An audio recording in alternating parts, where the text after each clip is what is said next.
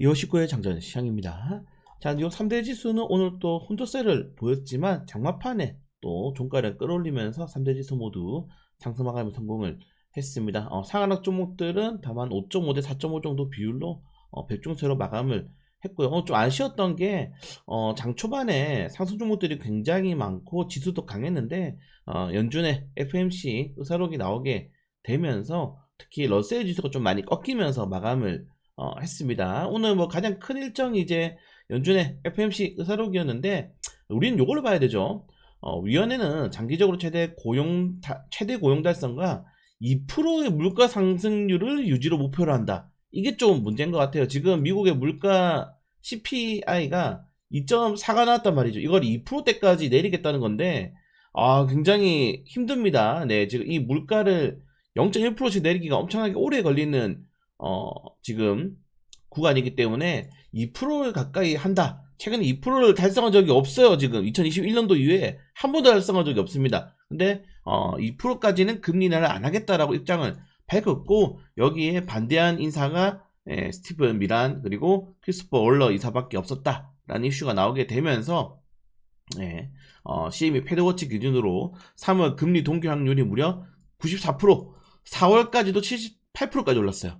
네, 크게 올라갔죠. 그리고 연준이 새롭게 위원장이 온다 하더라도, 네, 케빈 워시가 온다 하더라도 6월 달에 금리 인하 확률이 원래 높았는데 지금 50% 정도밖에 안 되게 툭 떨어졌습니다. 그 정도로 이번 연준의 FMC 의사록이 연준이 굉장히 높은 고용 지표와 물가를 목표로 하고 있다. 금리가 인하가 굉장히 늦어질 거다라는 실망감이 나오게 되면서 쫙 의사록 발표한 다음에 급락이 나오게 되었죠. 이런 것들이 최근에 뉴욕 증시가 굉장히 좀 많이 약하죠. 제가 이번 주에 시장을 올려드리지 않았던 이유가 분석이라든가 시황이 의미가 없어요. 매일매일 너무 달라. 그러니까 진짜 말 그대로 지금 시장 자체에 이런 투심을 자극하는 변수들이 너무 많고, 원래는 이런 이슈들이 여러분들 시장이 적응을 하거든요. 그러니까 우리가 흔히 말해서 한번 재료가 나오면은 그걸 시장이 적응을 합니다. 똑같은 악재로 두 번 안 무너져요. 뭐 최근에 미국의 해방의 날이라든가 뭐 딥시크 쇼크라든가 뭐 NK 트레이라든가 이렇게 증시라면 크게 뒤흔든 이슈 뒤에는 다시 한번 똑같은 재료로 안 떨어지는데, 지금 보시면은 지정학적 리스크가 계속 반복되고 있고, AI로 인해서 소프트웨어 기업들의 뭐 가치 훼손, 기업들의 재편 이런 것들이 나오고 있고, 통화정책 계속 내용 엇갈리고 있죠. 케빈 워시 차기 연준의장 후보 지명했잖아. 근데 이슈도 계속 나오고 있어요. 시장에 기초 체력이 많이 약해져 있는 상황입니다. 여기에 최근에 원자재 가격의 변동성, 이로 인한 비트코인의 가격의 움직임, 이렇게 이슈가 나오다 보니까 시장이 악재들을 소화를 못하는 거예요. 그러다 보니까 지금 일각에서는 이러다가 4월달에 이제 미국은 세금 환급일이 있죠. 4월 15일인데 그 이제 2, 3주 전까지 계속 흔들린단 말이죠. 시장에서 자금을 마련하기 위해서 자산을 처분하고 해야 되니까, 이러다가 4월까지 흔들리는 거 아닐까라는 우려가 나오다 보니까 오늘 골드만삭스가 헤지펀드가 지난 5일 동안 최대 규모로 아시아 주식을 순매수했다. 이게 뭐냐면은 지금 미국 주식 같은 경우에는 여기에 트럼프 리스크까지 더해지다 보니까 체력이 많이 약해져 있는 상황이다. 이 변동성을 피하기 위해서 자금이 많이 현재 이탈하고 있다는 것들을 우리가 확인을 할 수가 있고, 오늘 특히 이란과의 또 지정 리스크 때문에 국제유가가 또 급등을 했다 이 말이죠. 국제유가 급등을 하다 보니까 시장에서는 정말 이거 하기 힘드네, 투심이 많이 약화되네 라는 뉴스가 이슈가 나오게 되면서, 네, CNN이죠. CNN 기준으로 지금 피어 앤 그리드 공포 탄력 지수가 계속 지금 피어 공포를 유지를 하고 있어요. 물론 극단적인 공포까지는 안 갔지만은, 익스트림 피어까지 가지 않았지만은 사실은 분위기가 나쁘지 않을 수도 있는 이런 시장에서도 계속적으로 시장이 좀 흔들리고 있다는 걸 우리가 한눈에 알 수 있다. 그래서 오늘 보시면은 대부분 제가 여러분들 그 S&P 500 이 지도 핀비즈 맵 보실 때 오른쪽에 1시, 3시, 5시 쪽에 이 종목들이 오르면은 그렇게 좋은 게 아니다라고 말씀을 드렸는데, 오늘은 보시면은 기술주들, 빅테크 종목들이 올랐어요. 올랐음에도 불구하고 네, 그렇게 막 유쾌하게 강세가 나오는 섹터 테마주가 나오진 않았죠. 이런 것들이 지금 시장 자체에 얼마나 좀 체력이 약한지를 다시 한번 확인할 수가 있고, 특히 러셀 이 지수가 1시 전까지는 다 이게 팔했단 말이죠. 근데 이것도 지금 선별적으로 네, 오늘 또 보시는 것처럼 블룸에너지라든가 에너지 쪽이라든가 이런 쪽으로 좀 많이 올랐다는 걸 보면은 확실히 시장에서 지금 투자자의 자금이 선별적으로 움직이고 있다는 우리가 확인할 수가 있습니다. 특히 제가 은은 80달러, 예, 그리고 비트코인은 7만 달러를 유지해야 되는데 지금 비트코인이 6만 6천 달러까지 떨어졌어요. 또 떨어졌고 은도 지금 오르고 있긴 하지만 이게 떨어진 겁니다. 그러니까 계속 고점을 떨어뜨리면서 지금 떨어지는 거기 때문에 이것도 그렇게 시장에서는 좋은 상황은 아니에요. 네, 고점이 낮아지고 있죠.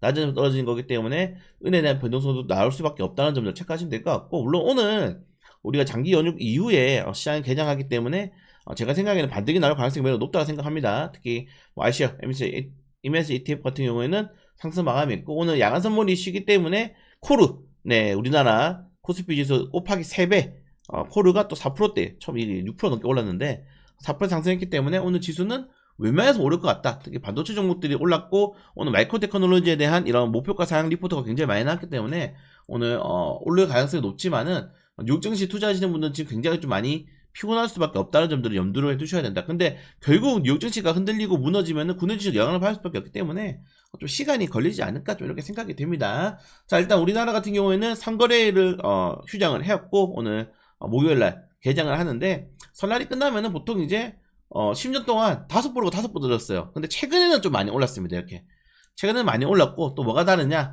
네, 지금 예탁금이 100조가 있죠. 네. 세뱃돈 다 주고 세뱃돈 받았잖아.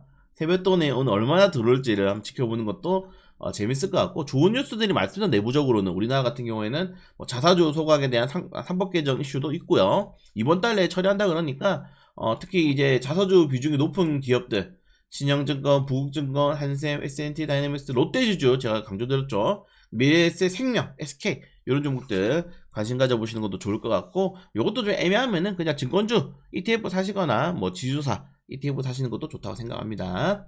네, 아무튼 오늘 유가가 올랐기 때문에 또 뭐 흥국석유라든가 단기적 유가 관련 테마주들이 좀 움직일 수 있다는 점도 지금 보시면은, 네, 계속 이런 걸 보여줘요. 지금 언론에서 지금 미국의 군용기들이 계속적으로 폴란드 쪽, 나토 쪽으로 직결하고 있다. 여기 이란이 여기거든요. 네, 그러면서 계속적으로 이렇게 이쪽에 움직이고 있다는 것은 구체적인 행동할 가능성이 높지 않냐, 이런 식으로 겁을 주고 있기 때문에 거기에 대한 부담감도 나올 것 같고요. 네, 그리고 그 대신에 이런 이슈들이 나오다 보니까 아까 말씀드린 것처럼 글로벌 헤지 펀드가 지난 5일 동안에 최대 규모로 아시아 주식을 순매수했다, 피했다는 거죠. 지금 네, 자금이 신흥국 쪽으로 몰려가고 있다고 생각하시면 될 것 같습니다.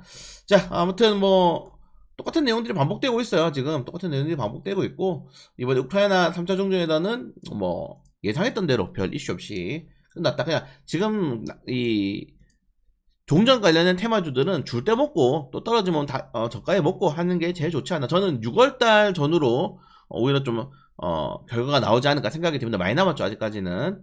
생각해 보시면은 어차피 미국 중간선거가 11월달이기 때문에 우크라이나 종전은 늦게 하면 늦게 할수록 트럼프한테 유리하다는 점들 체크하시면 될 것 같고, 자, 이거 다 보셨나요, 여러분들? 네, 이번에 중국이 설 연휴를 맞이해가지고 이렇게 좀 이제 우리 흔히 말해서 설 연휴 공연했는데, 와, 로봇들 나와가지고 춤추는 거 보세요. 중국 유니티에서 지금 판매하고 있는 로봇입니다, 실제로. 네, 어마무시하죠, 여러분들. 이거 봐요. 그러니까 지금 진짜 얼마 안 남았어요.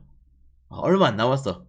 피지컬 AI는 현실입니다, 현실. 얼마 안 남았다는 점들. 이런 거 보면은 오히려, 야, 어떻게 하지가 아니고, 현대차가 올라갈 가능성이 크다. 왜? 이런 거 보고 더 투자할 가능성이 높고, 어차피 기술 수준은 좀 비슷하단 말이죠. 그래서 현대차의 기업 가치가 더 높아지지 않을까, 좀 이렇게 생각이 됩니다. 자, 그리고 일본이 악재가 또 떴어요. 지금 미국에 대한 투자에 대해서 52조 규모의 프로젝트를 발표를 했습니다. 이렇게 되면 미국이, 야, 일본 하는데 한국 뭐 해? 또 우리나라 또 압박할 거란 말이에요. 예, 그래서 정말 요새 다카이치가 정말 트러블에 탁 달라붙어가지고 얄밉기도 한데 뭐 어쩔 수 없죠. 일본은 정말 미국을 말을 잘 듣습니다. 예, 핵 2방 맞았잖아요. 정말 미국 말을 잘 듣는 국가이기 때문에 우리나라도 좀 이렇게 압박을 받지 않을까 좀 우려가 되고 있습니다. 이번 대통령이 뭐 연휴 동안에도 지속적으로 지금 부동산 관련된 정책 계속적으로 이야기가 나왔다는 점들 체크하시면 될 것 같고, 그리고 정부가 계속적으로 북한에 화해 지혜철을 보내고 있습니다. 남북 기업주들 보시면 좋을 것 같고, 정부가 또 9월달부터 북구간의 시범 운행을 하기로 했으니까 북구간에 관련 테마주들 또 움직일 수 있는지 KCT 시험 보시면 될 것 같아요.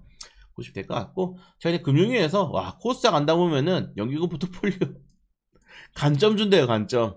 네, 그러니까 연기금만 투자하는 게 아니고 많은 우리나라에 뭐 거의 뭐 망하긴 했지만은 우리나라 이제 펀드들이 좀 망했죠, 많이.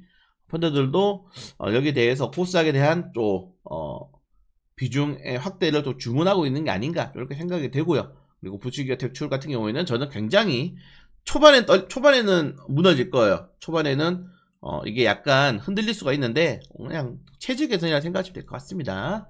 그리고 증권가에서 코스피 7천 시나리오는 결국 반도체에 대한 실적이 증명할 것이다 라고 보시면 될 것 같고, 그리고 우리나라 뭐 증권가에서 여전히 계속 좋아지고 있다. 증권가 상반기 5,600 7,300 뭐 제시하고 있는데 사실 좀 늦죠. 네.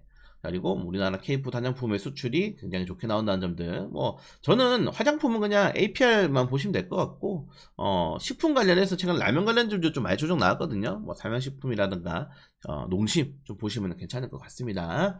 자, 그리고 뭐 다른 거 볼 필요 없고요. 오늘 오랜만에 휴장하다가 이제 개장을 하기 때문에 시장에서 수급이 어느 정도 들어올지 모르겠지만은 웬만해서는 상승할 가능성이 조금 더 높다, 꽤나 많이 높다라고 말씀을 드리고 싶습니다. 그래서 다만 선별적으로 반도체라든가 실적 잘 나오는 업종도 위주로 쏠릴 가능성이 높기 때문에 늘 말씀드려요. 지금 연준이 지금 금리 인하를 미뤄지는 순간 유동성 공급이 약간은 제한적일 수가 있겠죠. 네, 상반기까지. 왜냐면 케빈 씨가 임명되기 전까지는 시간이 꽤나 많이 남았기 때문에. 자, 그렇다는 거는 어떻게 되겠습니까? 돈을 벌고 있는 종목들, 실제로 좋은 주식들 위주로 주가가 쏠릴 가능성이 높기 때문에 지금 당장에는 약간 테마주 보다는 밸류 쪽으로, 모멘텀 주식 매매보다는 실적이 찍히는 밸류 쪽으로 관심 가져보시면 좋을 것 같다. 결론적으로 뭐다? 또다시 반도체다. 예, 반도체 관련 테마주 위주로 매매하시는 게 가장 좋지 않을까 생각이 됩니다. 네, 아무튼 오랜만에 또 장전시장 올려드리는데 똑같아요, 여러분들. 그리고 주말 동안에도 계속 연락이 오는데 제가 이불로 안 읽었습니다. 왜냐면 어차피 지금은 분석보다는 결과에 따라서 해석을 하는 시장이기 때문에 쉴 때는 좀 쉬셔라, 여러분들. 이거 지금 계속 강조드리지만은 분석이 의미가 없어요. 지금 시장은 원인이 나타나고 떨어지고 원인을 찾고 있기 때문에 여러분들 지금 시장에서는 뭘 해야 된다? 실적 좋은 주식들 그리고 돈 잘 버는 기업들 위주로 모아가면 된다. 요거 하나만 슬로건 가져가시면 될 것 같습니다.